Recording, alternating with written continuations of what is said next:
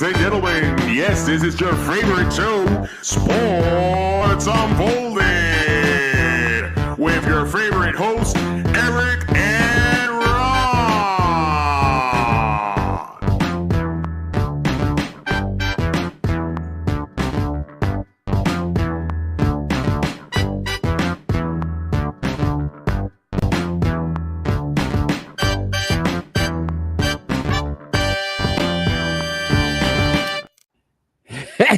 Hey, welcome to the best sports podcast on the planet, Sports Unfolded, where we cover all of the weekly top sports stories going on in the world today.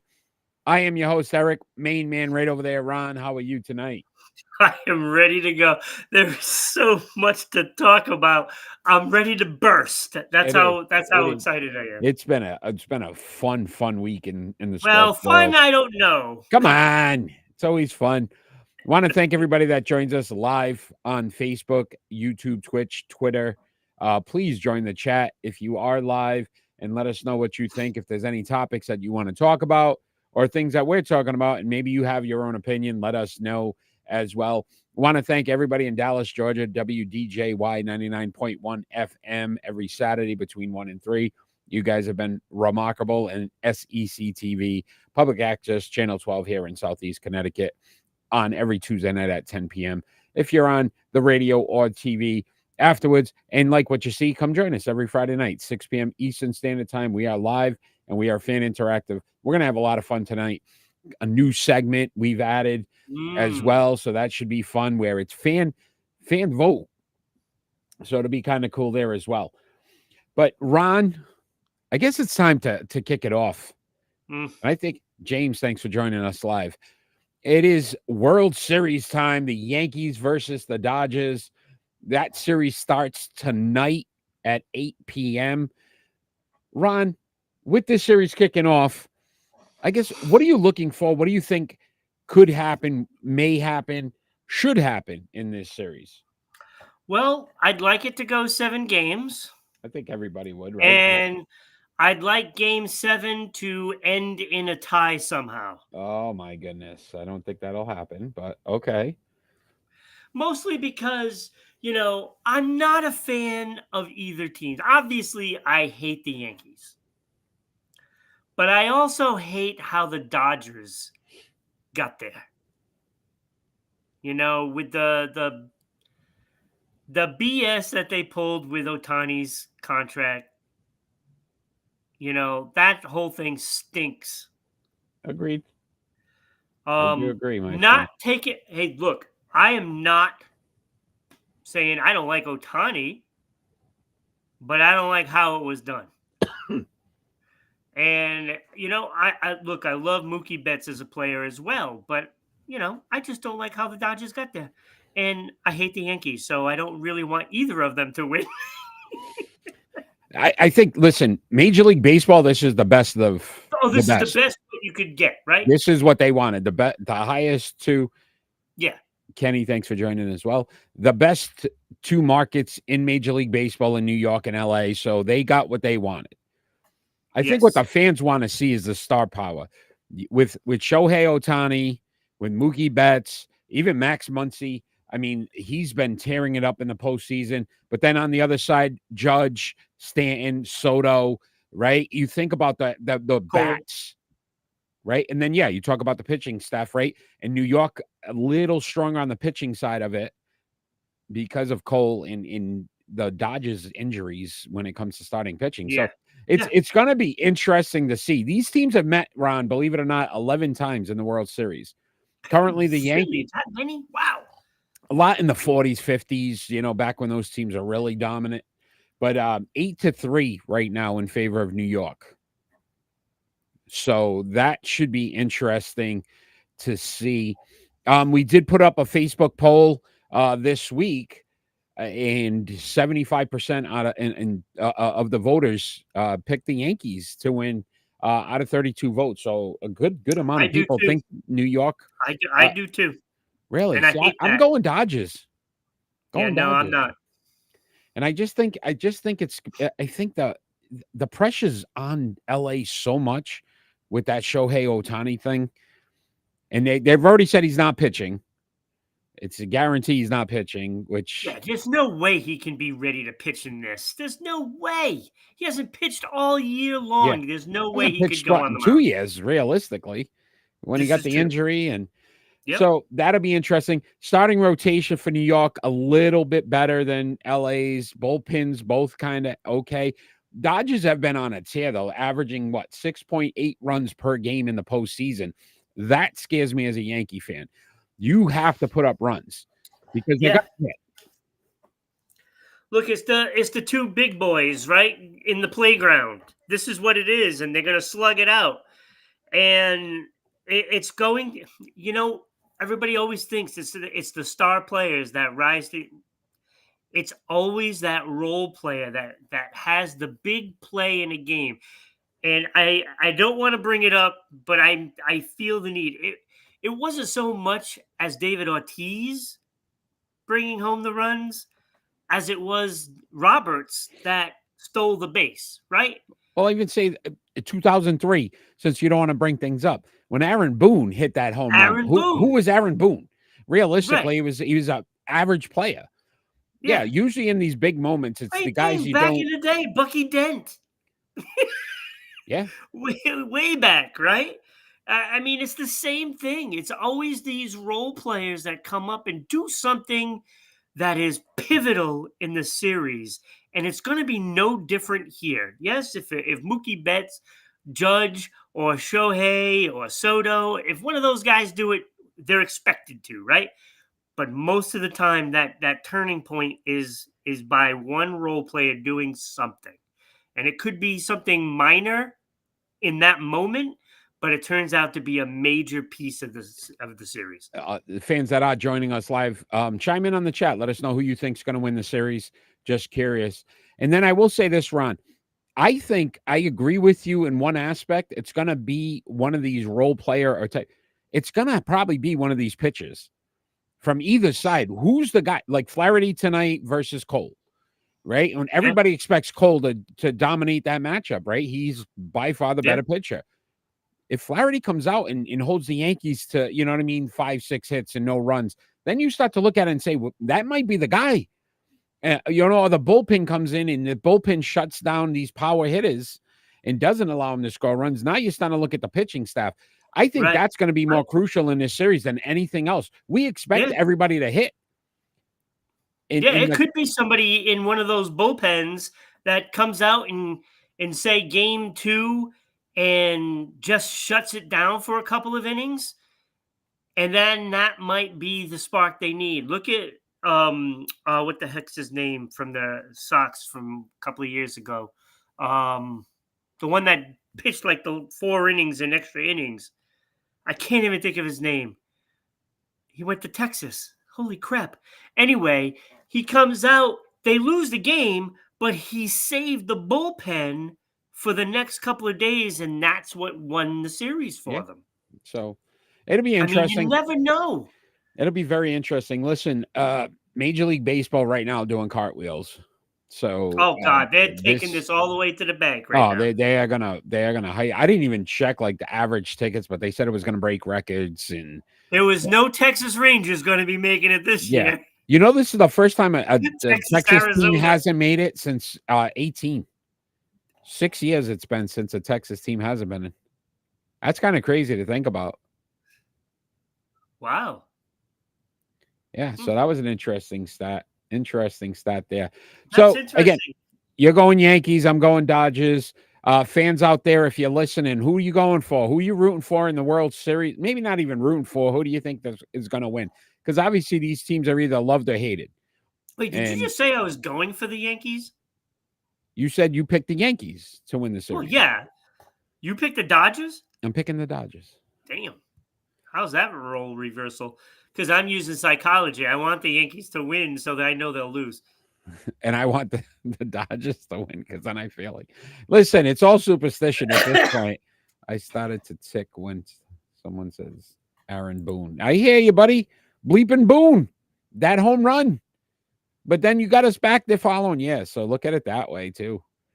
I mean, and that one was worse than what Aaron Boone did, to me. You go up 3-0. Oh, It's yeah. the first time in history, and it still hasn't been done since. Yeah.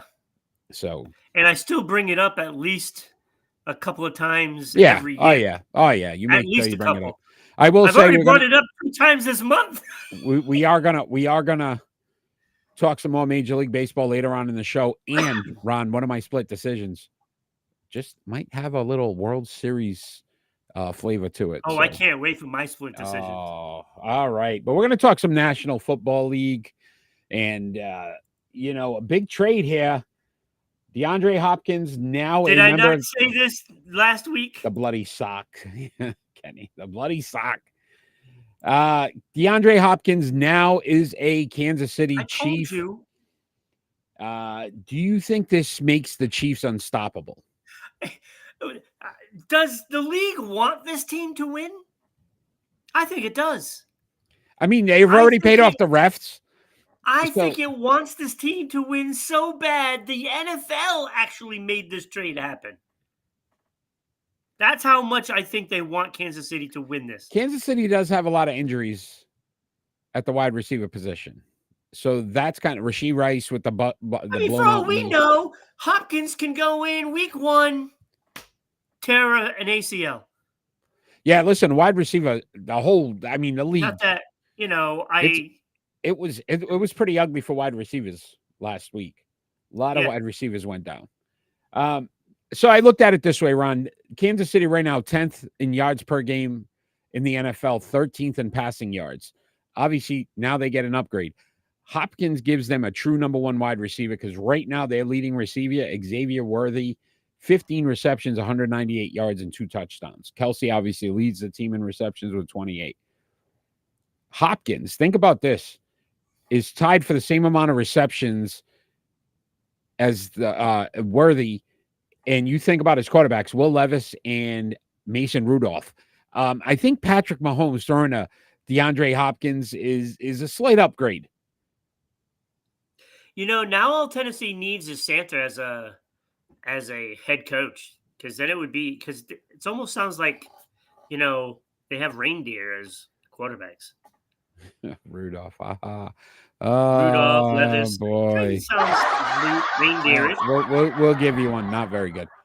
But I will say, if he can kind of grasp the offense and they can work together, this is a very good combination. I mean, obviously Hopkins getting up there in age. He's not the same wide receiver he was 5-6 years ago, but he's still a solid top of the line wide receiver. He's going to make a catch.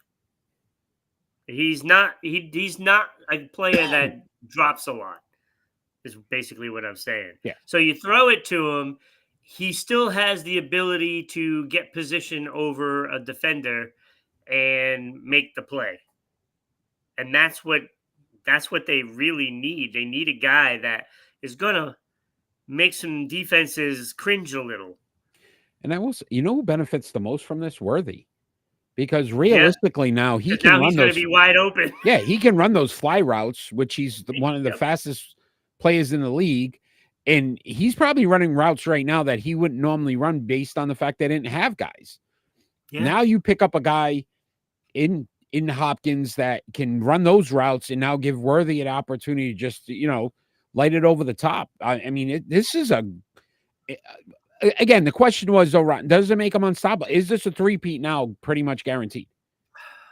It really points the arrow in their direction. All day today. Is this where we're going to... Come on, that was pretty good. Yeah. That's pretty good. That was really good. It makes them the front runner again, right? I think it really does make this team the front runner in that conference. Number 1 team on the Sports Unfolded NFL power rankings this week. This only helps solidify them. Rightfully so. Right? The only undefeated team left. They were struggling. And they're perfect. Yeah, they still haven't played the best football. And the key of that defense is it's so improved. Year over year, you've seen the defense get better and kind of catch up with the offense. This helps the offense take a leap that it needed. I am shocked that it happened. Andy Reid right now? Absolutely. It's not even close, is it? Not even close. There's not another coach out there that I would even consider. No. So, Ron, there are some games also happening on week 8 that maybe you're interested in. You want to tell people what that may be? I would love to do that, but you know what Ron forgot to do? What did Ron forget to do? Ron forgot to look at the schedule. Oh But my goodness, Ron. I know off the top of my head, there's one game I really have to see. And we all know what that game is. It is the battle for the bottom of the AFC East. You watching the Jets, Pats? You that I am interested? definitely watching that. Why wouldn't I want to watch that? I'm really. You start to look at Gerard Mayo's job's in jeopardy already. Oh, it absolutely is, and it should be. That team is in complete disarray in New England, and it's only going to That's get worse. The whole talk. The fact that Drake May has thrown over 500 yards and 5 touchdowns in the past 2 weeks. Nobody's even talking about it because the team's so damn soft. Ron, I don't know if you know this. There was one other quarterback in NFL history that started his first 2 games throwing for over 500 yards and 5 touchdowns. Do you know who that was? Was that Tom? It was not. It was not Tom? No. It was that quarterback who is a Hall of Famer but never won a Super Bowl. Dan Marino. He's putting up Dan Marino numbers after 2 weeks. That's pretty But again, nobody's going to talk about it. Yeah, game of interest. I could see why. I have a very big game of interest. Cardinals at Dolphins. People are like, why? Oh, come on. Tua is back. What are we going to see? Like, are you kidding right now? I didn't think we'd see this. What are we going to see? I can tell you what we're going to see. We're going to see a guy that is clearly not ready to come back. Isn't it insane to think about that 4 weeks ago, 5 weeks ago, we were talking about this as him not even coming back to the NFL. Here he is coming back. I just don't understand it. Listen, he says he's grateful people care and thank. It's not even, I don't think anybody wants to see the end result on the field of what might happen. I would not be surprised if he gets popped again and he's out again. It's only going to be worse this time. The next time could be the last time. And that's how his whole career is going to be from now on. Yeah. To however long that is, it could end this week. Like last year, he didn't get hurt. But the year before, right, it was a consistent issue. You've already seen it again this year. Like, I don't get it. I don't know. But that was one of my interests. And it's all more because I want to really see, how he does. How he does, Yeah. And is he a little skittish? Is he not wanting to take a hit? Isn't Dallas at San Francisco this week? That is the other one. I had one of that as well. I had 4 games. Dallas, San Francisco is the other one. Whichever team loses that game, Ron, is pretty much putting themselves in a very bad situation for the rest of the season. These teams just don't even look the same. They don't even look the same. No. Dallas, Dan Quinn made that team. The defenses, you can see it completely quite different. Clear how much of an impact Dan Quinn had on Dallas. 100%.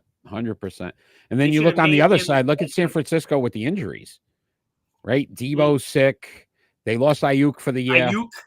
And I don't have the thing ready. The Ayuk thing isn't there. So that's a game. And you think about it, we always used to see Cowboys 49ers. You put that on the schedule. It was like the biggest thing that now it's who's going to survive in this race. Exactly, right? It's amazing how far we've come. I also had Falcons at Bucks because I think one of these teams needs to take a chance now to kind of separate themselves. And this is their opportunity. But Bucks, big injury there as well at the wide receiver position. Well, they had 2 of them. What's the situation? Evans is out now. Yeah, Mike Evans is out. And then Chris Godwin is done for the year. Ugly. Yep, done for the year. You see his leg just the foot was just, Yep. That was hideous. The funny thing is, though, you see those injuries nowadays, and they're not as bad. You were like, career threatening. I thought Hutchinson from Detroit, they're saying if they get to the Super Bowl, he can play. He will be able to play in the Super Bowl. That's crazy. And that like snapped. Oh, like it looked like you could have basically they said he could play in the Super Bowl if they make Well, it. they probably put like, some metal crazy piping glue, in his crazy leg. glue, crazy glue. I don't know. Enough shots. Like the titanium thing that Lieutenant Dan had. They probably put that thing in there Right, and then just wrapped his skin around it. Right. So he's possibly coming back for the Super Bowl. And then the last one I had, Bills That's tough. That's a tough guy. Yeah. Bills at Seahawks. Yes, I have that one as well. Look, this is what I want the Bills to step up. I really do. I need somebody in the AFC that can knock Mahomes off. And I'm really looking for the Bills to play as hard as they did against the Jets and then some. With better results because he has somebody to throw the ball to. I'm hoping for the best because, first of all, I like Josh Allen. And he likes you, like Ron. That's what he's like a throwback to the old school. Yeah. Even though he runs the ball, he's an well. Elway type, like that kind of gunslinger. Yeah, but had the mobility, right? Yeah, and he's not cocky. Like you don't really, right? He just wants to win. Yeah. I don't want to say it, but to me, his actions on the field kind of remind me of Tom-esque. Bro, stop. Just his actions because he wants to win. I think you're. And I don't know. I'm Whatever's just saying, in your milk, chocolate milk. I think we need to test that because there's clearly I got Tom-esque. Come on. I'm not saying he's Tom. I'm just saying he has that drive to win a game. You know, Mahomes what I'm saying? has. If you're going to tell me who's got Tom-esque, it's Mahomes. Mahomes finds a way to win. Knew that. Yeah, he finds ways to win. That team every year we go, okay, they can't get and they get better. I don't know. He loses guys, they come back. No wide receivers, don't matter. Great NFL talk, Ron. Did you have one more game before we move on? I don't think so. I think that's about it. All right, great NFL talk. Titans, Lions, Appreciate or the Giants, Steelers. Oh, Monday night game. I will say this: it's going to be a fun week because a lot of things can change in this week depending on who wins some of these games. We are going to now start our new segment here. If you have the chance, watch the NBA preview show with Ron and Kenny. They brought this on there, so we said, let's bring the Sports Unfolded. We like it.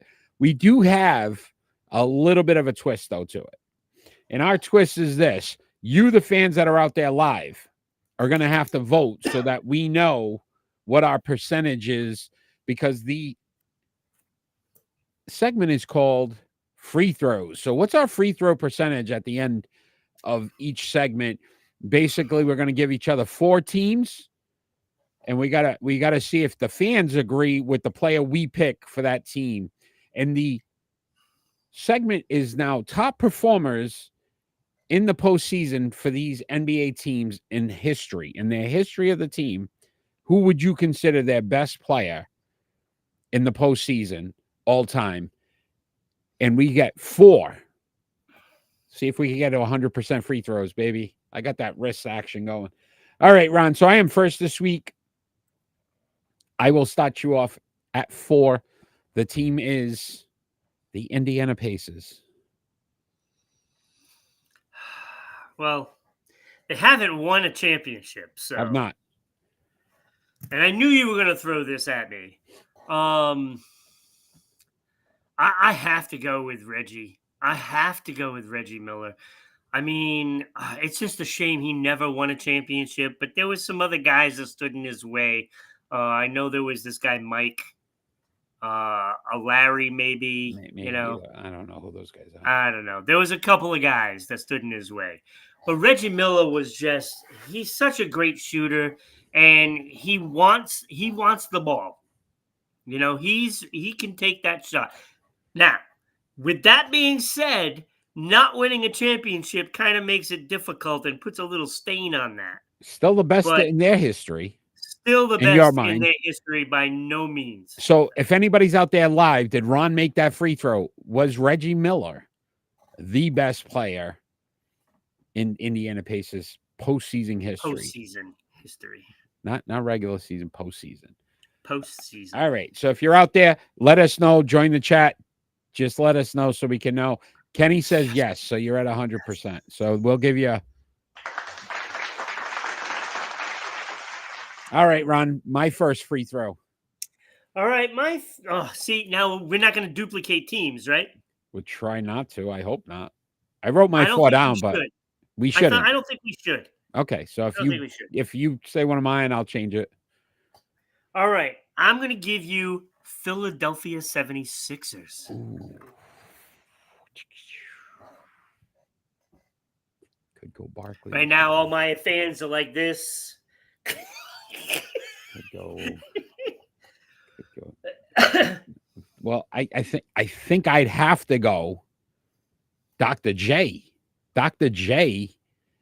It wasn't the behind the backboard, that whole play.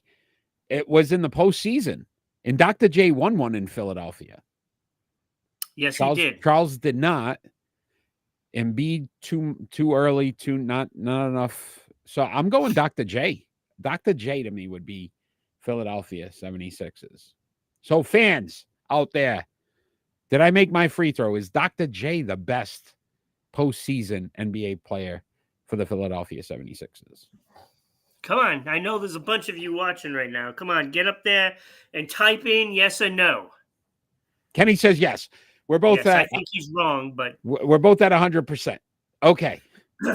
All right. Yours Ron. was a little lifty. It went around the rim. Okay. Because it went in. It counts. It did go in.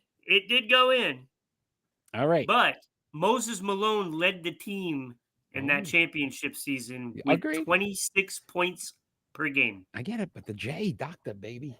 But I love Dr. J. Underneath. All right. Your second free throw, Ron, is the Phoenix Suns.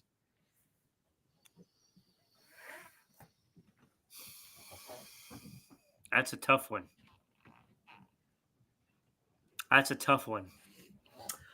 Because I know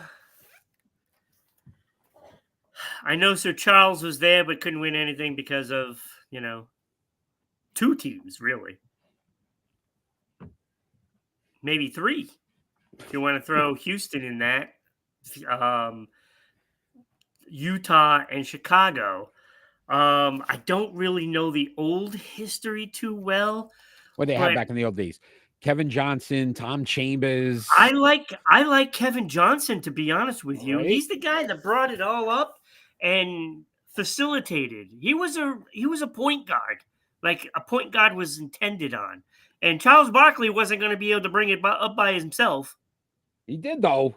He was like that point forward. I don't know. This is a tough one. It is a tough one because, it's Phoenix. Like, they don't have a lot of success in the playoffs. So I'm going to go with Kevin Johnson. It might be one of those that is banked off the backboard and in. Oh, Thunder Dan. You forgot Thunder Dan was Marley. Their most effective player in the playoffs. What about Thunder Dan Marley? But all right, fans out there, did Ron make his free throw? Come on. Let's go, fans. Let's see. Did Ron? Kenny's thinking about it. He's trying to go back and find out all about their team. But I think Kevin Johnson still did his job and did it pretty damn well. Right. And believe it or not, Ron, we forgot Steve Nash. But the all-time leader in points, he's giving it to you. He's giving it to you. All-time points. It's a little iffy, right? All-time in points, and it's not even close. Kevin Johnson in the postseason. Kevin Johnson has 2,000 points. I told you. Next closest is Steve Nash with 13. Not even close. 700 more points than Steve Nash in Phoenix history. So good one. Yeah. Good one. All right. My second free throw. What do you got? All right. All right. Let's, Phoenix, little suspect in the playoffs, right?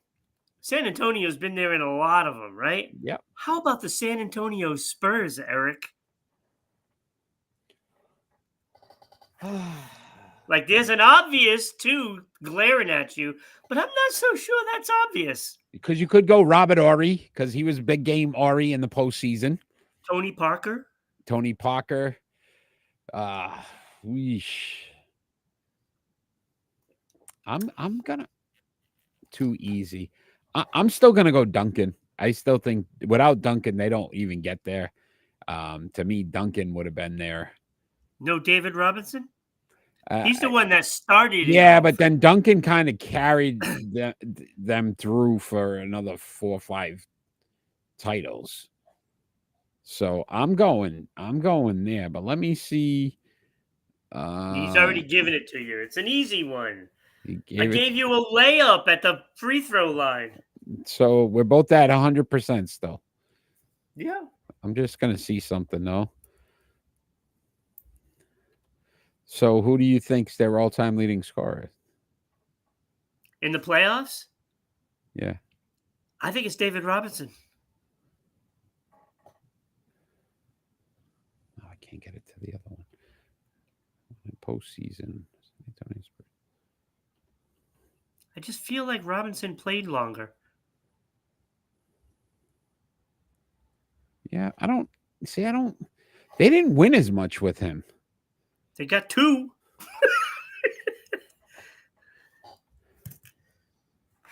Playoff record. Right. Let's see. Oh, that's just the team record. Forget it. All right. Your third, Iceman. Ooh, Gervin. Good call, Kenny. Could have been Gervin too. So that's right. It wasn't so clear cut. We forgot about him. Yeah. All right. So what's number 3? Your third one. Little bit of success in the postseason. Houston Rockets. I don't care who leads in points because I already know who leads in points, and he doesn't do it. I'm sorry. He's not the GOAT. No Harden. It is definitely the dream. Hakeem Olajuwon.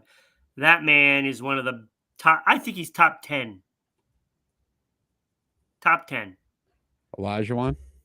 Hakeem Olajuwon. That's not even. I mean, the man just did everything for that team. He did everything. Yeah, he got them He got them to the championship and won it. Although Moses Malone, you forget, played for the Rockets too. Yeah, but not like that. It's not even close. By the way, total points was Hakeem 37, 27, Harden at 24-16. So at 1,300 points more. But Kenny, I guess Kenny's the only one out there right now. But if you are a fan, did Ron make his free throw? He's not the only one. There's a bunch of people watching. Did Ron make his free throw? Absolutely. I mean, come on. Yes. All right. So right now, 3 for 3, Ron. All right. My free throw. Ooh. Oh, I got to give you a team. Yeah, that would help. All right. I gave you a layup last time. We're not going to give you a layup this time. Okay. Atlanta Hawks.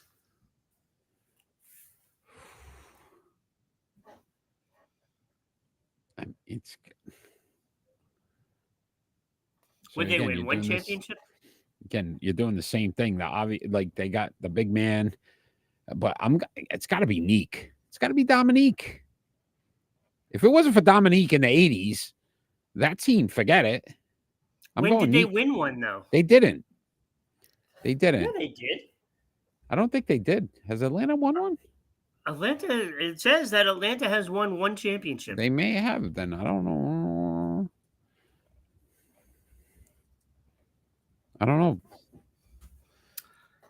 Well. But I'm going Dominique. So All right, so Dominique, but why? Although Bob Pettit led their team in scoring, and it wasn't even close. Jeez, who the hell is Cliff Hagan? That's not good. If that's the case, Oh, but then the Bob St. Pettit Louis is Hawks. better. St. Louis Hawks, though. Atlanta, you said ABA days. That's it. Bob Pettit. I'm going Neek. I'm going Neek in the NBA days. Did I make the free throw? Dominique, best postseason player for the Atlanta Hawks.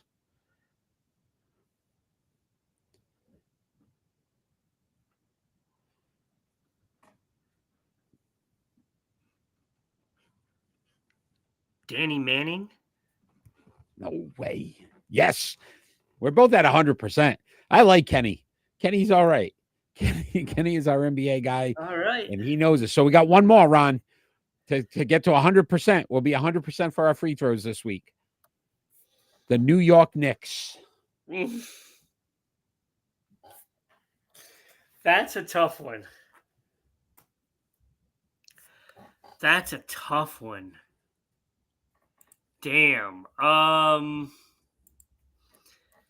Oh man, all I can think of right now is really I can't even think of his name. Patrick Ewing. I'll give it throw some name. Walt Frazier, Willis Reed, John Starks, Charles Oakley.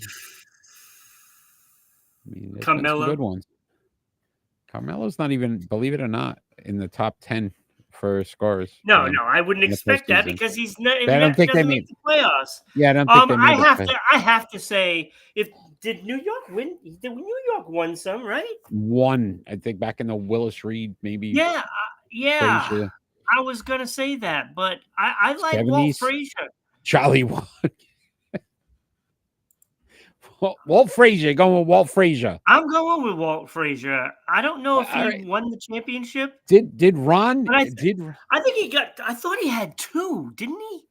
No, they only won one, I believe. Are you sure? I'm pretty sure. Kenny, Charlie Ward. Charlie Ward. Kenny, did Ron make the New York Knicks Walt Frazier? I think he won Frazier. Two. I'm going. It had to be Patrick Ewing. Hey Google, how many championships has Walt Frazier won?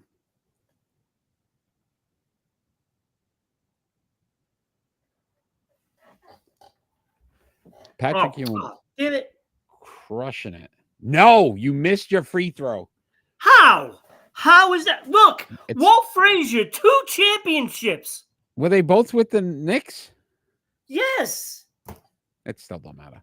Patrick Ewing, 2,700 points. Walt Frazier, 1,900.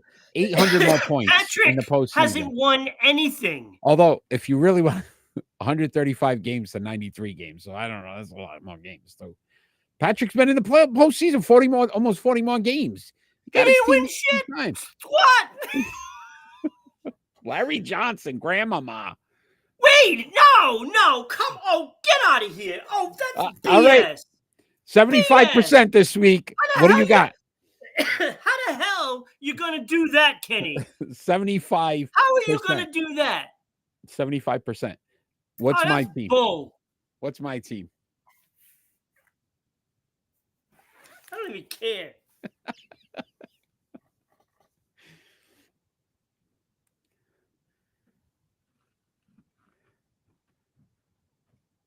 Sacramento Kings. Oof. So I watched you guys, and he didn't go with Chris Webber, which blew my mind. But then you got Vlade. He went with. I'm so upset. I swear somebody jumped and went into the lane before I even released the ball. Mitch Richmond too. Oof. That's BS, Kenny. Sacramento Kings. Mitch Weber.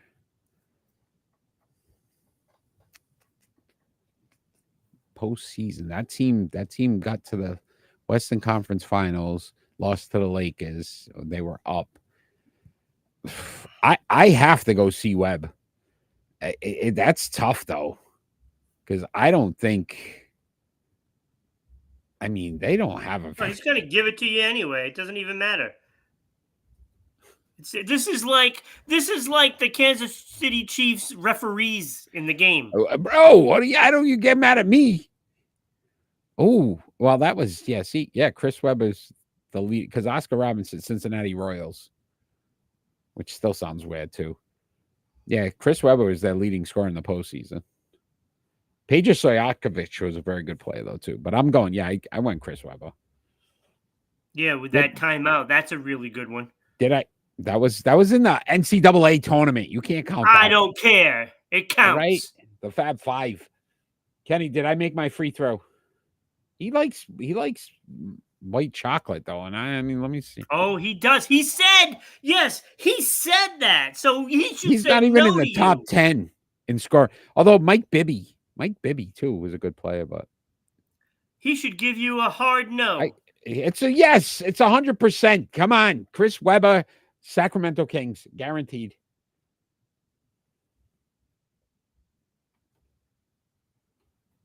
I cannot believe you didn't give me. Nope. Nope. Good. There we go. That's what you go get. ahead. I want to see this garbage. You didn't win that one. I want to see the garbage he puts up there. Go ahead. Their best postseason player in Sacramento King history. Peja was better. Peja was not better. Peja scored 200 less points. No, that's Paga. Yeah, well, he's not even close. Chris Webber averaged 21.7, 9.8 boards, 4.1 assists to Peja's 17.3, 6 rebounds, and 1.3 assists. Not even close. Listen to this. Walt Frazier, known for his suave style and clutch performances, was instrumental in leading the Knicks to their 2 NBA championships in 70 and 73. 2! Clutch! I'd still go with Patrick. I deserve that 4th. But anyway, Ron, you want to bring up the Hall of Fame nominees? So we're both at 75% this week. Yeah, I should have 100. I should too. Chris Webber was much better than Peja. Cast your votes. Make these things a little higher next time. Right now, for the Sports Unfolded Hall of Fame, for our NBA portion of the Hall. What a great segment. Thank you, Kenny. Julie Servin, Moses Malone, Walt Frazier, George Gervin, and Bill Walton. The polls will close the end of this week. So get your votes in to help us nominate our next inductee into the Sports Unfolded Hall of Fame for our NBA segment. Look at those guys, some fine players. We just had, I love that. That segment is fun. It really is. Let's look who's in right now. None of the guys that we talked about today. Bill Russell, Charles Barkley, Irvin Johnson, Larry Bird, and Michael Jordan. One of those 5 gentlemen that we just announced will make it into the Sports Unfolded Hall of Fame next week. Believe it or not. Yep. It's been a month. Ron, we're on to some NBA. Great segue here. Let's talk about these Boston Celtics. They raised banner 18 on Tuesday. Do you think they can repeat as champions? Yeah.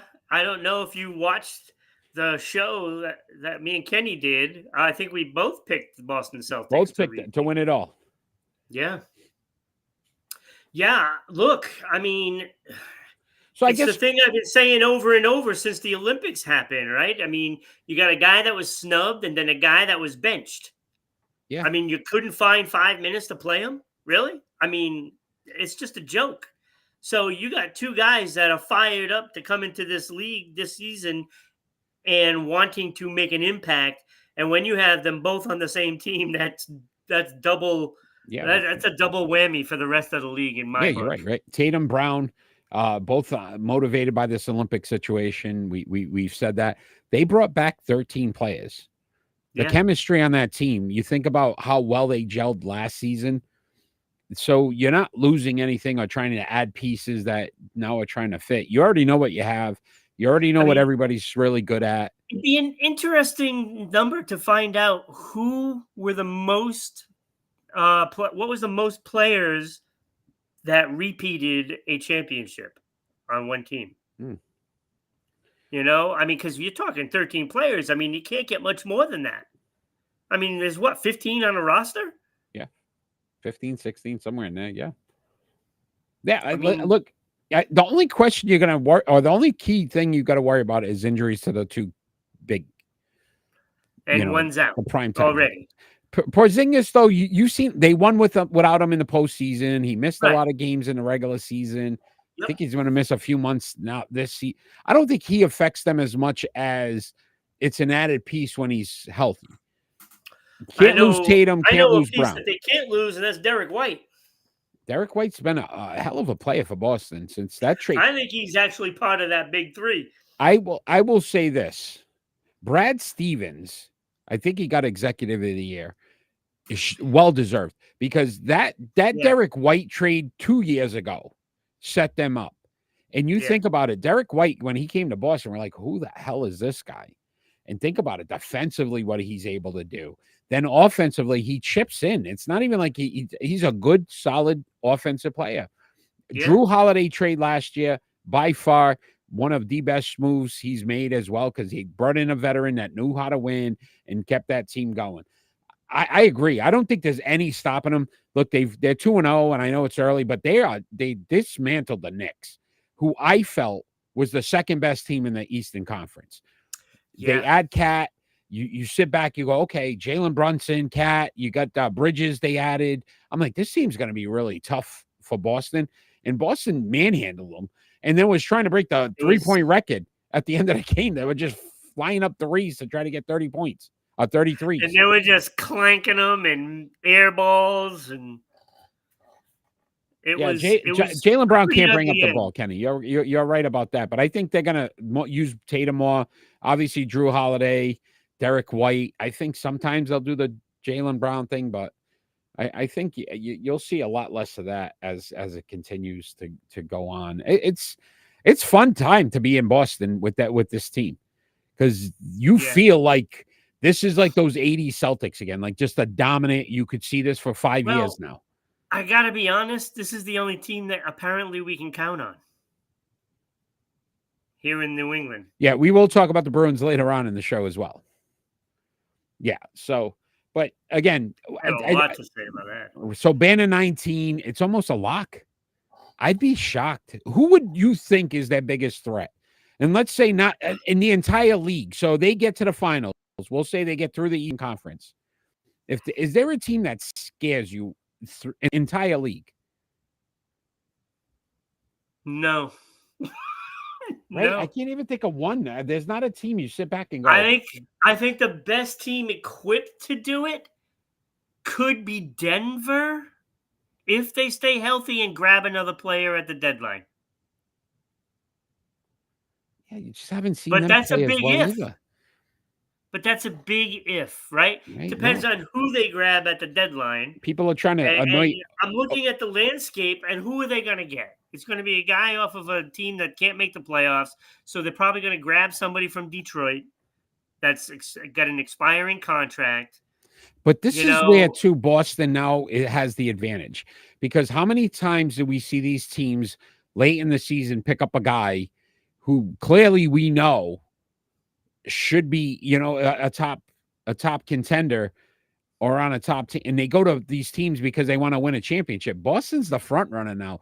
A lot of players are going to want to go to Boston. Yeah, you hope.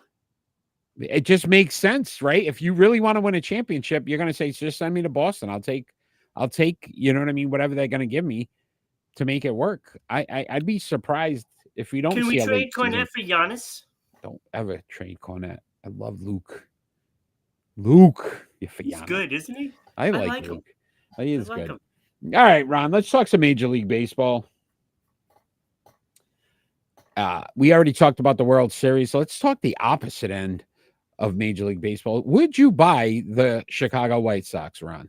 Would I buy? Yeah, if you had the money. If I had the money, I would buy the Chicago White Sox, and I would make this team a championship team in 3 years. 3 years. 3 years. So Jerry Reinsdorf owns the Chicago White Sox. He's owned the team. This is a huge market, and neither the White Sox or the Cubs can grab Ron, I'm going to ask you. Area. 1981. He's owned the team since 1981. You do the math real quick in your head. What's that? 40 whatever years. They've went to the 43. postseason 7 times. That's terrible. In Won that one division championship. yet. One championship, 2006. In that division. I have problems. That organization is so dysfunctional at this point. I don't know whoever wants to buy him, and they're saying Dave Stewart and a group, so former MLB player, right, knows baseball, but is interested. But how do you change a culture that's been bad for 43 years? 43. You have to have the actions of somebody that wants to change the culture right at the top, and then it works its way down. So you need to get everybody in line with the same plan. And you can't do that when the owner doesn't really give a rat's butt. He really doesn't care. He's 88. You think he's going to change at this point? He bought the team back in 81 for $20 million. It's valued right now at $2.05 billion. Like, talk about an investment. Let me ask you this question too, Ron. I think that's too much for that. This is where I say it's hard to buy the White Sox. If I say New York baseball, what's the first team you think of? Mets. Yeah, full of it. If I say Chicago, the first team you think of is? I don't really think of either of them, to be honest. The Cubs, though, have been the team of. I get it, but so like I said, you're the stepchild that nobody wants. So I don't think they're ever gonna be me. You're not the stepchild. The Chicago White Sox. Chicago White Sox. That nobody wants, though. Like, they don't care. The fans don't. If you've been bad that long and there hasn't been an uproar yet, do you think they really care what happens in with that team? No. And this is what I'm saying. This is why I say if I had the team, I could change this team to a different culture and people would care. Because I'm serious. I'm dead serious. Okay. Look, if there's a franchise, I don't even care what sport it is. If there's a franchise that really needs changes, hire me for your GM because I'll get it done. I'll get it done. Because 100. You have to get people in there that can bring the right culture. You know, you got to do what you have to do. Not like what the Red Sox are doing. Breslow. You're still 500 team with Boston. At least the Red Sox are 500. This team, the last 2 years, has lost over 100 games, and now has the major league record with 121 losses this season. Yeah. Like, they're getting worse. They're not getting better. You're getting worse. Right. So Chicago, my phone number is on the Facebook page. Give me a call. Wow. If you want to win, call me. Maybe then we get a sponsor. I'll get it done. 100 and then proof sponsor in the that show milk, yeah. too. 100 proof in that milk. Yes, for sure, Kenny. For sure. All right. You think they get sold? Because he just said he's thinking about it. Somebody will want it and try to change the direction of this team, which is anything from where it's going. I mean, you could change it. You can bring in a bunch of jack wagons and still have better success. The old jack wagons. All right, so Ron would definitely buy him. I wouldn't touch this thing with a 10-foot pole. 40+ years of just misery. I could change it. Misery. I'll bring it above the Cubs. It's time. It is time for split decisions. It's time.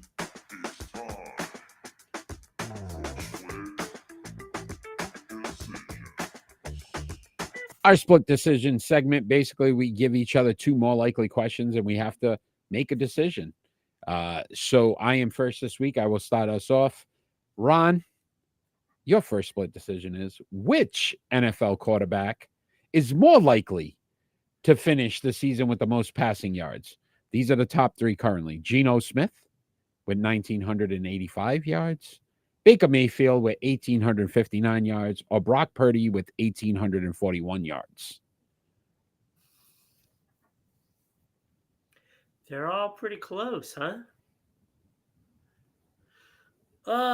Purdy, Baker. It's not going to be Baker. He just lost his 2 receivers. I was so it's thinking not the gonna same be thing, Baker. right? That's going to be a tougher one for him. Uh, Brock's lost his and receivers. it's not Brock because he just lost. He's lost Ayuk. his Yeah. 2 receivers. So I'm gonna say it's gonna be Geno. Smith. Ugh. Geno Smith is who we thought he was. Denny Green. Rest in peace. All right. So you're going Geno. I don't know. Yeah, absolutely. That's Anybody I still think go to a that's- Celtic game? Do they still do the Geno at the end when they win? I'm kind of curious. I got to go to a Boston Celtics game this year. They used to do a Geno dancing at the end of the game. All right. okay. Your first split decision, Ron. All right, seeming we just did basketball a few moments ago. Which team has the more likely chance to beat Boston in the NBA playoffs? Okay. New York Knicks, Philadelphia 76ers, No. Denver Nuggets, or the Dallas Mavericks?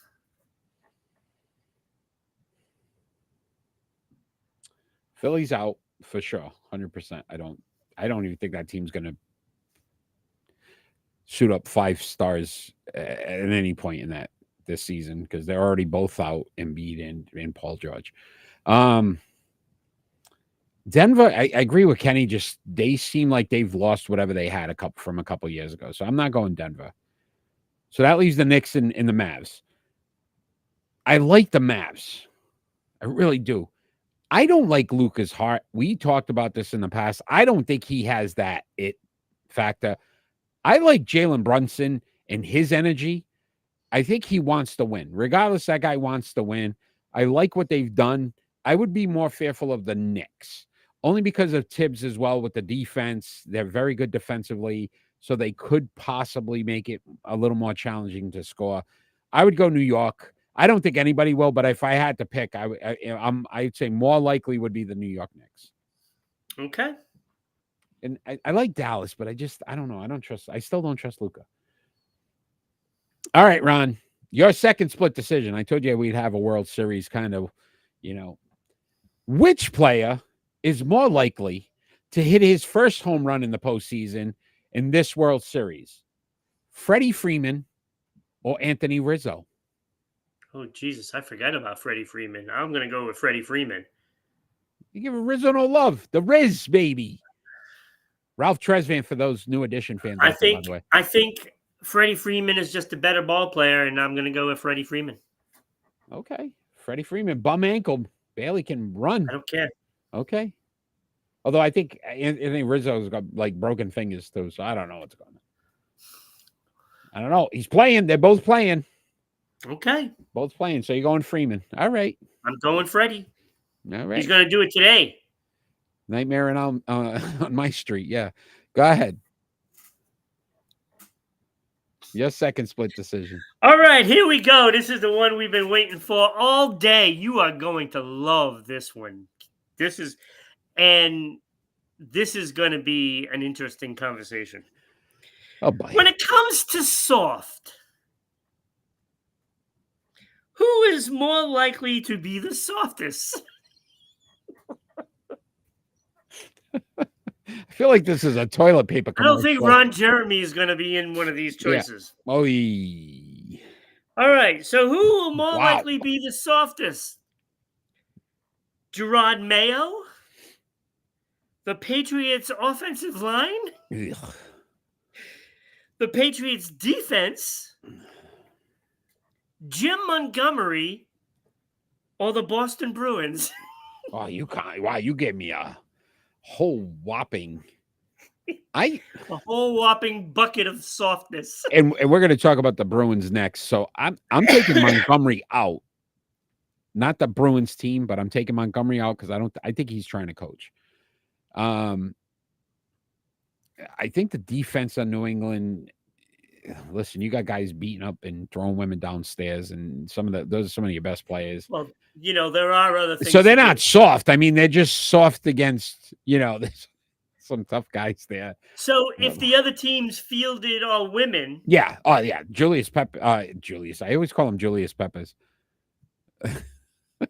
Peppers would have been all over that. Oof.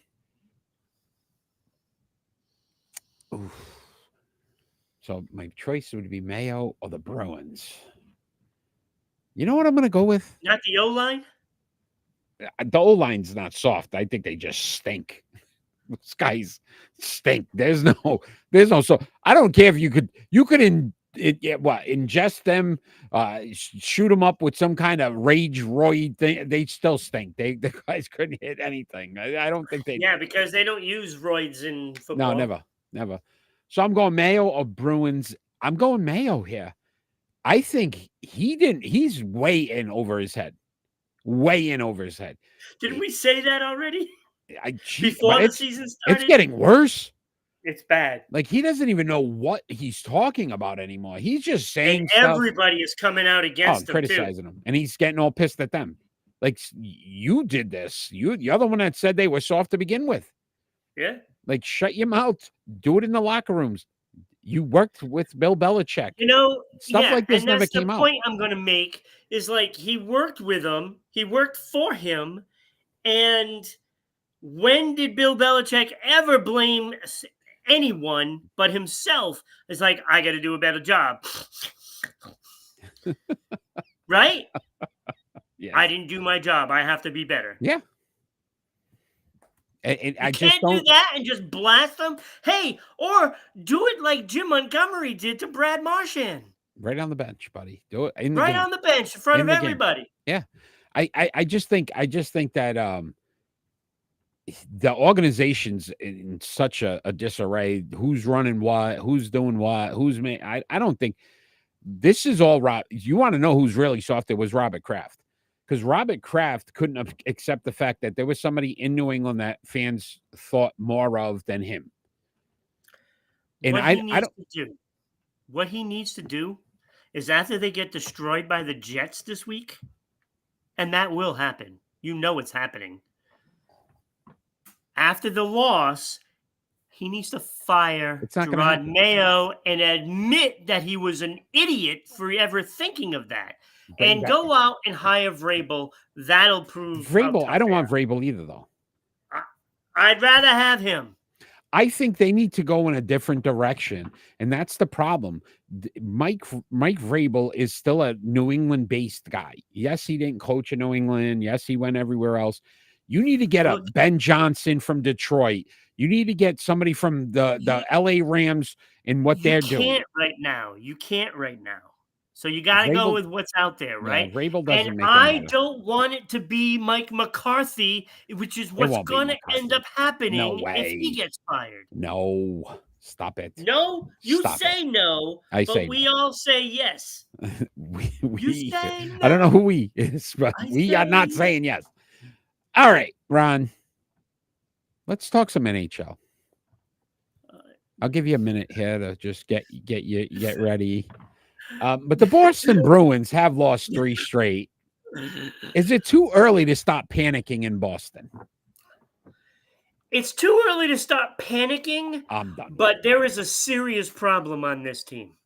And I didn't include them in that segment for nothing. Panic. Because Start to panic. I'm a little pissed off. Just a little bit. Okay, this is a team that minus Heinen and DeBrusk.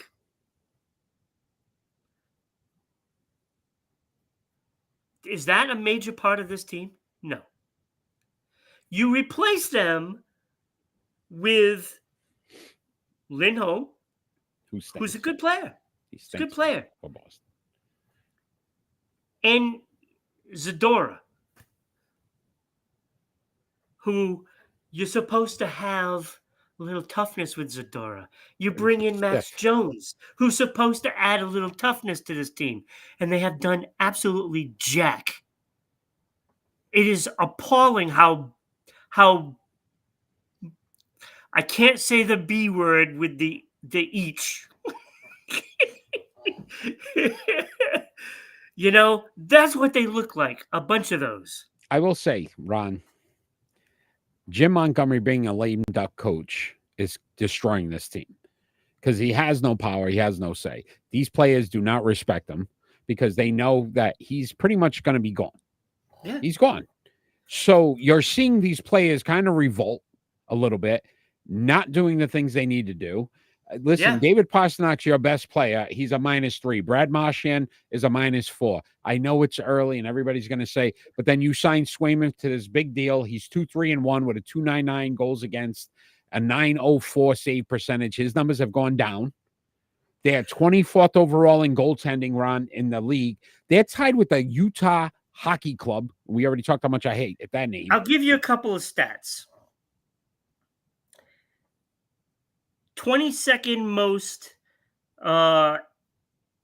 expected goals per 60 minutes. I've heard about it. Go ahead. Right. So they're giving up high quality chances. So, 15th and the most high danger scoring chances. They're in the middle of the pack. The team should not be in the middle of the pack with what they got on their roster right now. They should not be. Because when you look at that defensive core, it should be better. They're bigger than everybody else. Right? They're bigger than everybody else. They should not be giving up those chances right out in front. They're getting bullied again. And it's worse now because now it's not just Florida bullying them. Now they gave everybody the blueprint on how to beat the Bruins. You just beat them. You just beat them up. And then they retaliate with these horrible penalties. You got Max Jones, who I just mentioned, comes in. He's played 30 minutes. 24 penalty minutes racked up. Ron, I don't know if you realize they are number one in penalty minutes. They are number one in penalty minutes. They are number 110 penalty minutes. Dumb team. Zadora has gone, 6-7 games in a row with a penalty? You can't keep doing you can't be shorthanded 6-7 times a night because guys like Pastrnak are going to be sitting on the bench the whole game. And 19th in penalty kills at 77.5. So they're not even killing the penalties. They're not even killing the penalties. And then on a power plays, they're 25th.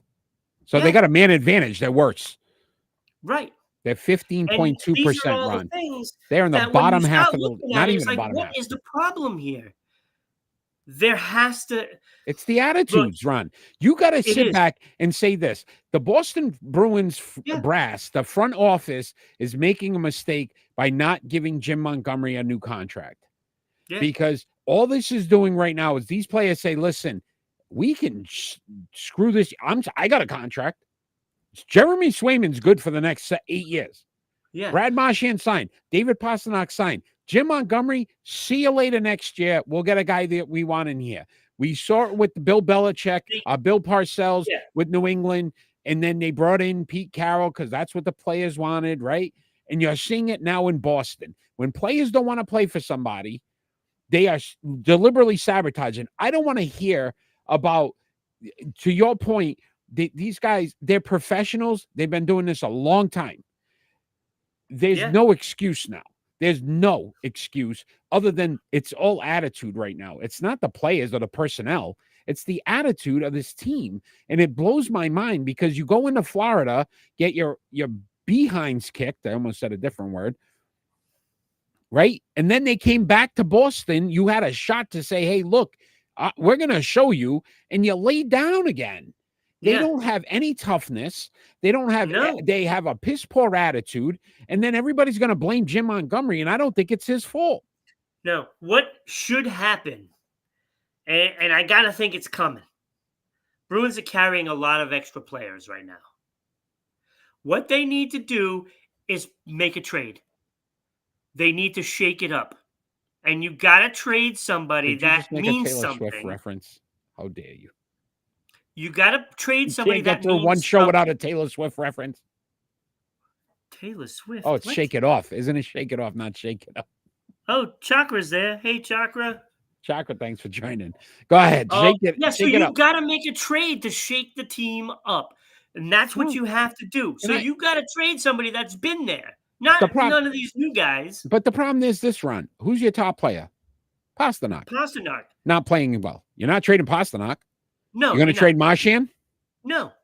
That's my point. Like, the guys that are still going to be in control of that locker room are still going to influence anybody you bring in. Anybody you bring in, those are the guys. A defenseman. You trade a defenseman. I just don't think You still have Lowry and Wotherspoon and Mitchell that are definitely capable of being an NHL player. You trade one of those defensemen that aren't doing the job. You make that trade and you Ron, trade a forward with it.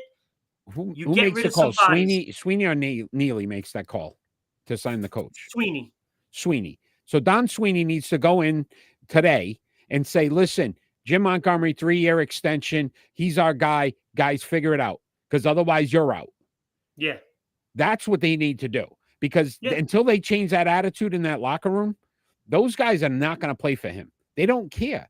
They don't like the fact that he is tougher on them. A guy like Marchand doesn't want to be yelled at on the, on the bench. He wants. No. He's Brad Marchand. He's a And look, Bruins legend. it's like, I don't know if Marchand's made a big deal of it or not, and he'll be the first one to tell you that that was a horrible play. And I remember the play. It was terrible. It resulted in a goal. And he let him have it.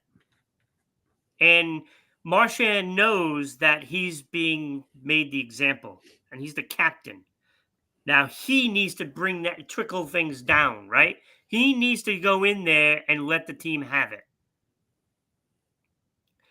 And I don't know if any of these things are happening behind the scenes. I don't know.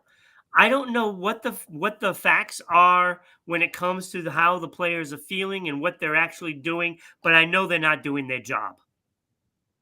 And I think a trade needs to happen. I just don't know if you don't change the guys you need to change, then it's really not going to change anything. I don't think you need to change a whole lot. But I think if you're going to make a trade, you can trade a defenseman because you're carrying 2 extra defensemen. Ron, but even in normal society, if you knew your boss is getting fired or your boss is quitting, you don't really care. Like, does it matter if I do what this guy tells me? Because at the end of the day, he's gone, and that's and the I problem. still have that's my job. Everything is starting to break down. It's got, before you make any trade, you need to get Jim Montgomery signed into a deal, and then say, look, you guys, you're going to be stuck with this guy regardless. So you either start to get back on track, or you know what, we make changes. But yeah. Great conversation. I knew this one. It's ugly, and I've been noticing it. I've been watching these games, and they're really brutal to watch. They are just playing horrible. But this is, to your point, Ron, and this is where I say a trade doesn't matter. Osborne for the Patriots. I don't even remember his first name though, because that's how much he's been a factor. Wait, who's that? Yeah, right. He demands a trade, wants off the team. Like, it matters. Like, nobody cares. They're not playing for Mayo. They don't respect him, right? And that's what I'm saying. You're seeing the same thing happen with the Bruins right now. Yeah. Like, I just think it's the culture in the building, in that locker room, that is creating this. Because they have talent. Call me. I'll get them to win. Because I'll tell you right now, they have the talent. It's not a lack of talent. They have the talent. We're not sitting back going, oh, they don't have talent. A Stanley Cup contender that we're talking about. Who's second to last like garbage. Second to last in the Atlantic, right? I think they're second to last right now. All right. Ron, great conversation. Love it. Let us know if you're live. What do you think the Bruins' struggles are? Why are they struggling? But it is time for pick and roll, my friend. It's time for pick and roll. I like the little thing up the side. That's kind of cool. So 1981, 43 years ago, raised in Boston. This is the episode. We are going to pick the extra base hit leaders of that year for 1981. And those were Robin Yount, Mike Schmidt, Eddie Murray, Ben Ogilvy. I knew I was going to hack that one. Gorman Thomas and Reggie Jackson. We're going to rank them from 6 to 1. I am first. I will start us off. This was really should have been top 4. Yes. 2/3 of this is fantastic and belong here. Gorman Thomas. I mean, listen, I don't want to knock anybody that made it. No, he's garbage. But listen, he made it to the major leagues. Good for him. but batted 225, 1,015 hits, 268 home runs, 68 runs, Yeah, if that's what you and call Major League. 782 RBIs, 50 stolen bases. Did make one All-Star. Congratulations. Move on. At 5, Ben Ogilvy. Probably got hurt. Ben Ogilvy, 273 batting average, 1,615 hits, 235 home runs, 784 runs, 901 RBIs, 87 stolen bases, 3 All-Stars, 1 Silver Slugger. Okay, correct. Good job. All right, this is where it got interesting because the guy I have at 4, I thought I might have had higher, but I didn't. I went at 4, Mike Schmidt. Mike Schmidt, 267 batting average, 2,234 hits, 548 home runs, 1,506 runs, 1,595 RBIs, 174 stolen bases, 12-time All-Star, 10-time Gold Glove. You're like, Eric, you're insane. 6 Silver Sluggers, 3 MVPs, a championship, and a World Series MVP. Numbers, I mean, he's done it.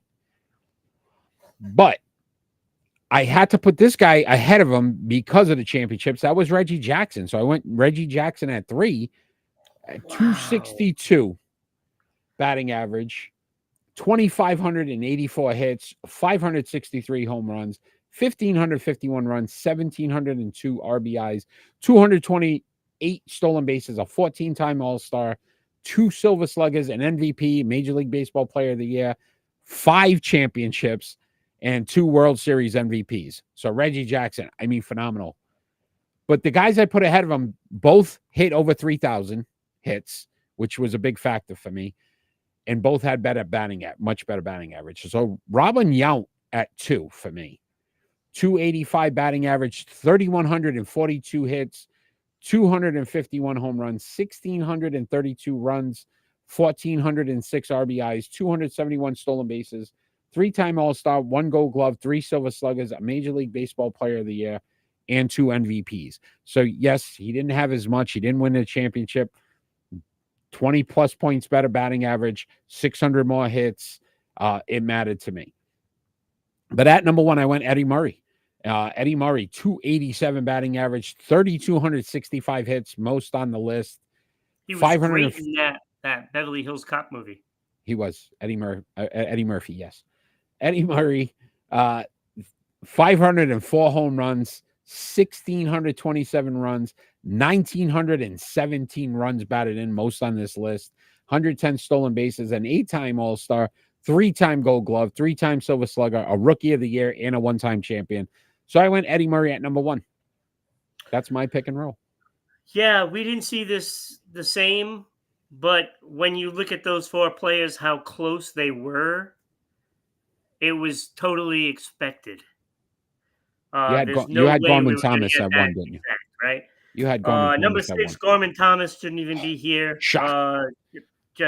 He stunk. I'm sorry, he stunk. That's his 5 fans. They got a little upset. There's 5 fans. No Christmas card from Gorman Thomas because he was one of the worst baseball players I've ever seen. Number 5, I have Ben Ogilvy. Yes, you messed that up too. I didn't mess it up. Okay, go ahead, buddy. Ben Ogilvy, I mean, he was an okay player. Had a couple of good years, 3 of them really. All 3 of those were the All-Stars, and an average player to me. Number 4, I put Robin Yount there, and I'll tell you, from the 1, 2, 3, and 4, if you had them on your roster together, you would win championships. Because that's what, these 4 players, and they all played different positions, so you could put them on there, and it would be a great baseball team. But Robin Yount, he is number 4 because he did not win that World Series, because it was so close. I had to come down to eliminating him from the top 3 because of not having it. But he's a great player. Like you said, 3,000 hits. That is a benchmark for a Hall of Famer. He just didn't, and he produced runs, RBIs and runs without hitting many home runs, 251 in his career, and he still produced the runs. So he did his job and then some. But I had to go with Eddie Murray, number 3. It was a tough decision because I loved Eddie Murray as a baseball player, and 500 and what is that? 534 home runs. 504. Carried my own writing. 504. 1,600 runs, 1,900 RBI, great batting average, 3 Gold Gloves, 3 Silver Sluggers, 1 World Series, 8 All-Stars, Hall of Fame. I just couldn't put him ahead of the other 2, and it was a hard decision for me because I really like Eddie Murray as a player. 1B, I have Reggie Jackson. 563 home runs, 1,700 RBI, 1,500 runs scored, a 262 batting average for a guy that is just a slugger, right?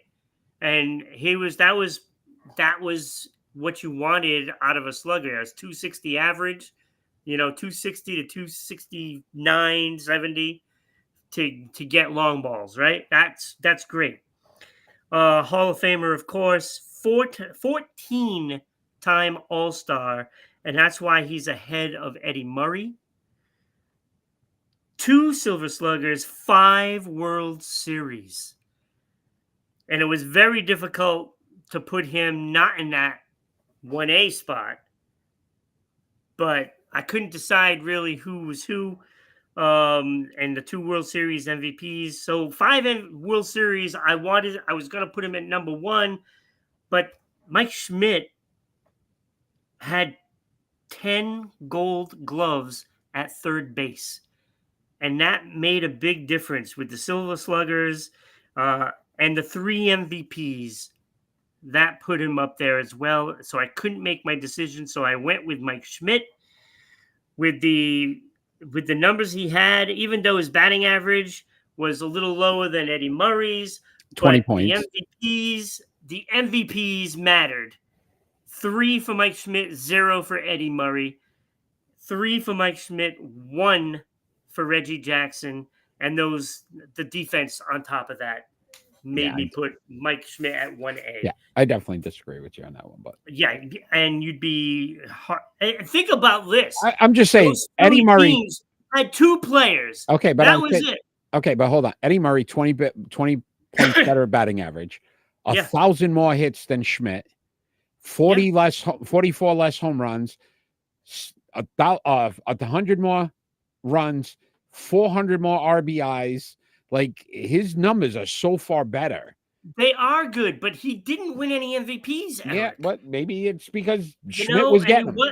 He was a first baseman. Mike Schmidt's a third baseman. That is a big difference. I'm sorry. You can throw any big guy at first base. You can't always play third base. You can't do it. Third base is not an easy position to play. And Mike Schmidt was one of the best all times at third base. 10 Gold Gloves. That says a lot to me. Okay. All right. Before we get into our prediction segment, Ron, do you want to bring up the tennis? Yes. You forgot, didn't you? Sports Unfolded Sports Poll page on Facebook. Cast your vote right now. This is the final week to elect. You can't be serious. To elect one of these 5 athletes into the Sports Unfolded Hall of Fame: Bjorn Borg, Stefan Edberg, Boris Becker, John McEnroe, and Yvonne Lendl. The polls will close the end of this week, so make sure you get your votes in to help us elect our next inductee into the Sports Unfolded Hall of Fame. Tennis. What do we call it? Tennis bracket? Tennis hall? Tennis? I don't know. What are you talking about? You know how they have, what do they call them when they have different rooms for every, so we have different brackets, different rooms in the Hall of Fame. They call it something else. I'm drawing a blank here. They don't call it rooms. Different don't know. wings, isn't it? Wings like this Yes, wing there is you go. The tennis right. wing of the Yeah, Hall of the Fame. tennis Yes. wing of the Hall of Fame. There we go. Have you ever All right, been to the Tennis Hall of Fame? not the tennis one, no. Been to the It's in Major League. Newport. I've been to Major League Baseball. I've been to NFL and NBA. I haven't been to any of them but the tennis one. Yeah, been to the three. I I haven't been did to the tennis by hockey. accident because I went to a tennis match there, and I didn't know it was at Oh, the see Hall of that? Fame. Look at that. Can he see wings? Or is he eating wings? That's the question. All right. It is time for predictions, Ron. Should have asked Paul McCartney. Huh. He's an expert on wings. Oh, boy. All right. So, predictions from last week. Another stellar week for this guy. Yeah, 6-3. 57% win percentage. Just tearing it up. Ron, 5-4. You did get Chris Bell. I think he finished second. So close. In last week's race, Kenny, as we expected, 3-6, and Bryce came in at 5-4. Got a little bit of a cushion there for. Wait, that's 3 in a row for me, you know. Yeah, I think we've pretty much nailed at least one guy consistently for weeks now. For weeks, but we are starting off, Ron.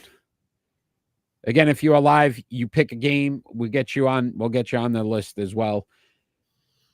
Let's go, people. There's a bunch of you out there. Let's World go. Series, my friend. Game 1, just the game 1. New York Yankees at the Los Angeles Dodgers. Game in about less than about a half hour from now. Like the pitching matchup for the Yankees, I went New York here for game 1. Yeah, I did as well, Eric. I mean, I'm gonna go with Cole. So it would make sense that the Yankees steal one in LA. And that's ironically what you're going to get in your stocking with all the Christmas cards you lost. So Steal? Cole. Oh. All the Christmas cards. And we got the Doggers. We got the Doggers are in for Kenny. The Doggers. The Doggers.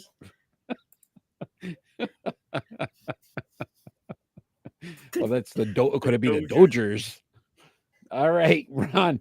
NBA action tomorrow. You got the Dallas Mavericks at the Phoenix Suns. Yeah, I'm gonna go Dallas on this one. I don't know. I just think it's too early for Phoenix to be awake. Yeah, and I don't trust Phoenix. Listen, they went to overtime in their first game, and I still don't think they figured it out because those guys never really got to play together. So I went Mavs. Kenny went Mavs as well. All right. On the 28th, Ron, we've got the Milwaukee Bucks at the Boston Celtics. Until somebody does it, I'm going Boston right now, man. I just think they're on fire, and this is a statement game for them. Yeah, no, I don't see them letting up in this one. You know, look, they're going to be there. It's going to be at home. This might be a game they try for that record, assuming it's Milwaukee that holds it, you know, with them now. All right. So Kenny went with Boston as well. All right. NFL action. The Buffalo Bills at the Seattle Seahawks this Sunday. Seahawks? Seahawks. Hurt? Oh, I'm going Buffalo all the way in this one. I think it's not even going to be close. I think Buffalo's going to drop James like 35 points on them. James jumped in. Celtics. Chakra went Celtics. No, Hawks. He went Seahawks. Yeah, Seahawks. He's from Seattle. Yeah. Chakra went Seahawks. I went Buffalo. Kenny went Seahawks. James jumped in with the Celtics.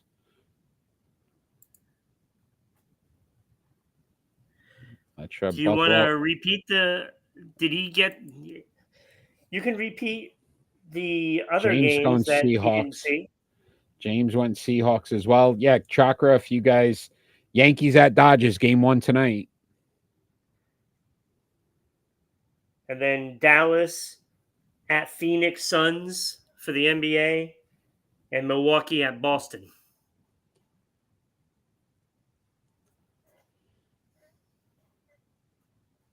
We'll go. Let's see if they jump. NFL as well, Ron. You got a big one here. on Sunday, the Dallas Cowboys at the San Francisco 49ers. Chakra went. Chakra has Yankees, Suns, and Boston.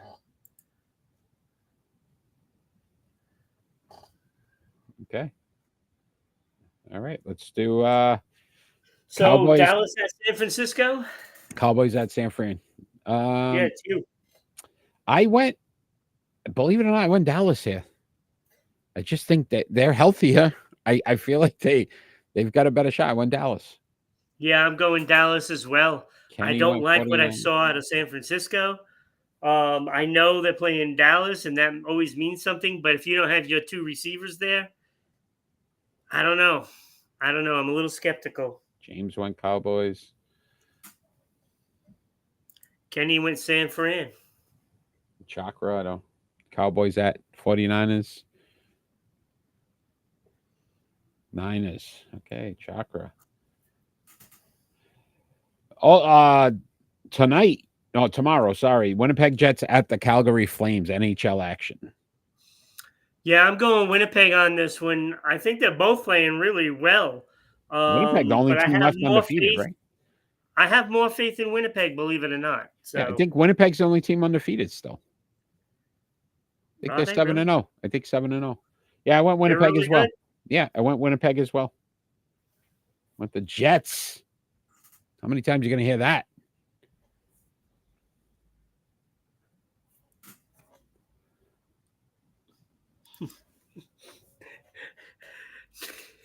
Do not. No. Come No. on! Chakra. I gotta! Chakra went with Kenny went with the Flames. I'm a little scared what you would say, so don't say it. Oh boy. Winnipeg Jets at the Calgary Flames. James, do you have anyone? Wouldn't you rather be the pegger? See, I knew it. I knew he was going to go there. I couldn't help it. Calgary. Okay, James. All right. Also, Ron, NHL action. You got the New York Rangers at the Washington Capitals. Believe it or not, Rangers in first, but third place. Capitals playing very well at home. I think they've won 5 straight. I'm going Washington. They're hot right now. Yeah, you can go Washington. I'm going to take the Rangers in this. I think the Rangers are just a better team, and I think they take care of business. That's on the 29th, by the way. Caps, Kenny.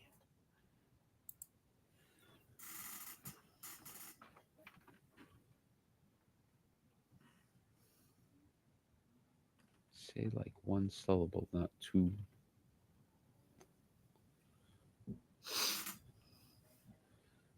Say like one syllable, not two.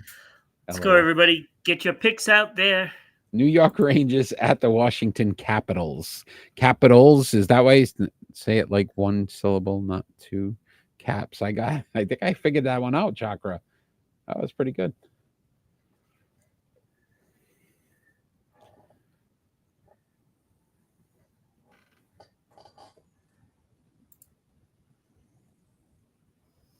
I meant for Peggy's.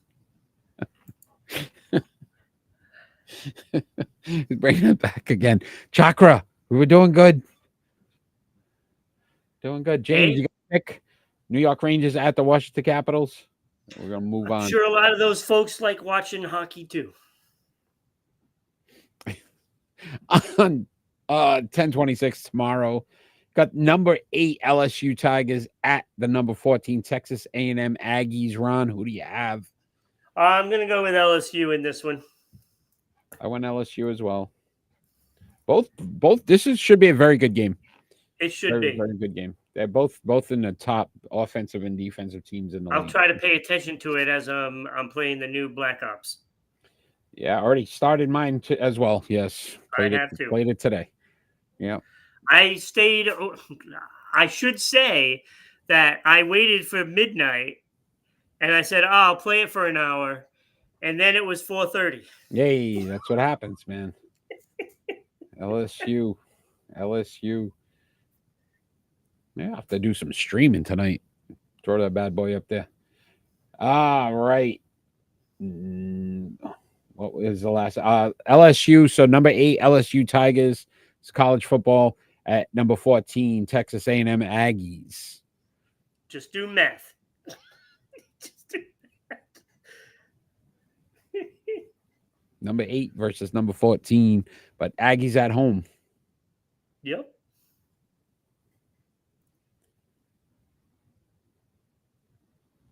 Tigers. All right. All right, last one. We've got the favorites right here. This is what we do. This is what separates the boys from the men. Straight Talk Wireless. 400. That's in Homestead, Florida. We need a top 5 driver. Ron, I'm going Tyler Reddick. Tyler Reddick here. Actually, Kenny's pick last week actually is a real person. They finished in the top like 15 or something. Whatever it was. Hey, Chuck Berry. Kenny? Chuck Berry or whoever that guy was. Yeah, it was a Berry, but it was his cousin. Yeah, it was his cousin. See, here's where I have a dilemma, right? So William Byron right now is in that final playoff spot that the top 4 will advance, right? He's in that number 4 spot. In the 5 spot, 27 points behind, is Denny Hamlin. Here's the dilemma with that. Will Byron choke, or will Hamlin just rise to the occasion and take it from him, right? So I'm going, I don't know what to do. I'm going to go Byron. Okay, William Byron. I'm going to say he holds on to that spot and advances. So he's going to win it. All right. That's our prediction segment. I want to thank Kenny, Chakra, James for joining in as well. You guys have been really cool and appreciate all the support. And all the people up there. All the people that are watching us live, we want to thank you. We want to talk to you about some of the things that we're looking for here at Sports Unfolded. Obviously, want to thank Jeff Burton. Okay. Is that Kenny's? Yeah. He's still racing? I don't know. I just write them down. But we are currently having polls open in our Sports Unfolded Hall of Fame. For the NBA, we have Julius Erving, Moses Malone, Walt Frazier, George Gervin, and Bill Walton. And for tennis, we have Bjorn Borg, Ivan Lendl, John McEnroe, Boris Becker, and Stefan Edberg. So polls are open. Sports Unfolded Sports Poll page on Facebook. Check them out. Vote. Cast your vote. Sports Unfolded Hall of Fame is voted on by fans. So guys like Pete Rose are in because the fans asked for it. So you can check that out. If you like Sports Unfolded merchandise, you can jump on Patreon at RI Broadcasting and get some Sports Unfolded pens, mugs, mouse pads, a lot of different merchandise there, stickers. So help continue to support Sports Unfolded that way. Ron, can you tell people how they can become a sponsor, get their name on the banner right above my head? I sure can. All you have to do is send us an email to this right here, ribroadcasting.media@gmail.com. We can send you out all the information. But Eric, like I say all the time, it costs less than going to your local coffee shop and getting that stupid pumpkin latte. I had one today. And also that pumpkin muffin that you pumpkin lovers like so much. I love it. I do not. But it costs less than buying those two things. Right. So sponsor the show, sponsor a segment, whatever it may be. Get in touch with us before it gets too big. Yeah. You know, we're almost at that threshold where it goes up a notch. Yeah, listen, great opportunity. Thousands of ears on your business. Again, WDJY, Dallas, Georgia, 99.1 every Saturday between 1 and 3. SEC-TV, Public Access Channel 12, so Southeast Connecticut. You'd have that market as well. That is on at Tuesdays at 10 p.m. We're on all audio platforms. We are on all video platforms. So you're going to be heard. Your business is going to be seen, heard. So great opportunities for you to continue to grow. I'll subscribe next month. We always appreciate you, Chakra. You've been amazing. Again, Saturdays, 9 a.m., the best morning show on the internet going on daily. Check them out. Kenny and Ron do a phenomenal job at that as well. Again, check us on all our social media platforms. You can like, share, follow all of our social media platforms on Facebook, YouTube, Twitch, Twitter, we are on everything. So really good opportunity to Eric, I did go on Chakra's stream the other day, and I did in fact get I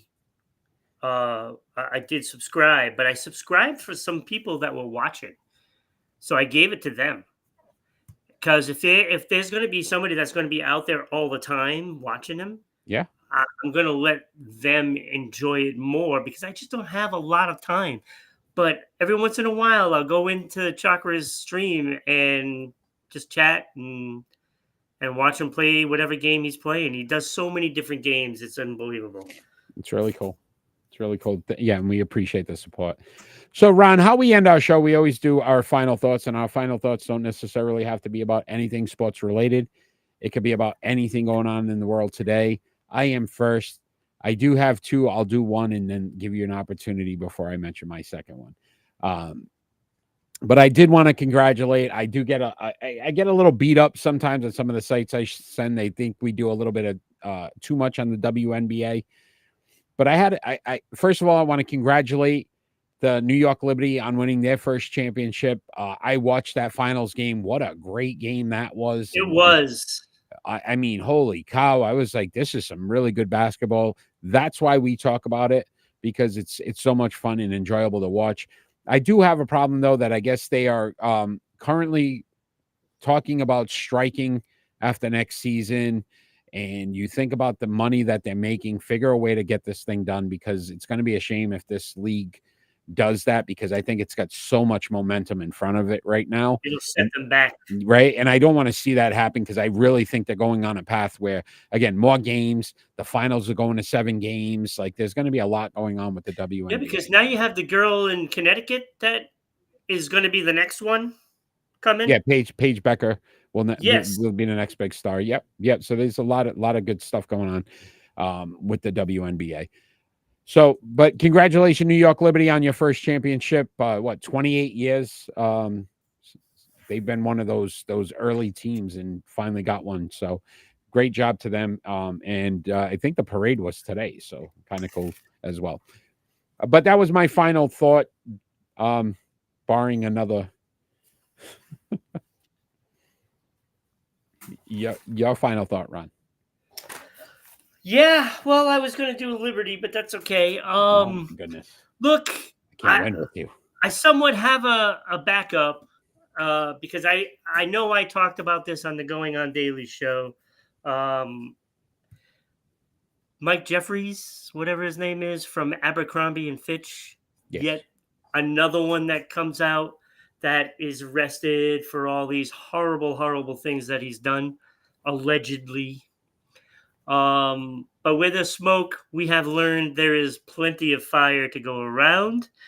And now we have both Diddy and this scumbag as well, basically doing the same damn things to people that are just victims. And a lot of the people that they suck into this life, it's really horrendous. But I gotta think there's going to be a lot more that fall in the coming months, right? And it's horrible, but it's something that needs to happen. And I hope they get every single one of them, lock them away, and then whatever happens to them, happens to them. I don't care. So I just hope once it's all said and done that nobody that that I've liked, throughout time as entertainers. Hopefully, none of that comes out as somebody that I know and Yeah. liked. Yeah, no, it's yeah. To your point, there's probably way more out there, and I'm sure we'll see it at some point. But proud that these individuals are speaking up and speaking against Yeah, this you kind of you would thing. hope that more speak up. Even though they're in the public eye, like really. I think the key one, I think, might be Justin Bieber. I would really like him to open up and say everything. And I mean, he can afford security, so Yeah, I'm sure we'll see. So my final thought. I didn't want to take it in case you had it. just in case, yeah, you Just in have a case. habit of doing that. Fernando Valenzuela passed away. The great Dodger pitcher. 81, I believe. No, he was, I think, even younger than that. But they're wearing special patches in the World Series for him. I remembered him, so leave that man alone. But it'll be interesting to see that as well, because that might spark a little bit for the Dodgers as well to win one for him. So Fernando Valenzuela, rest in peace. That has been our show for tonight. I want to thank everybody that joined us live. Kenny, Chakra, James, you guys have been amazing. If you're going to watch us afterwards, like, share, and follow our show. Again, follow us on all our social media platforms, and check out the best morning show on the internet tomorrow at 9 a.m. going on daily on Rhode Island Broadcasting. And all we ever ask for every single show, Ron, is that we get peace on earth. Have a great night, everybody.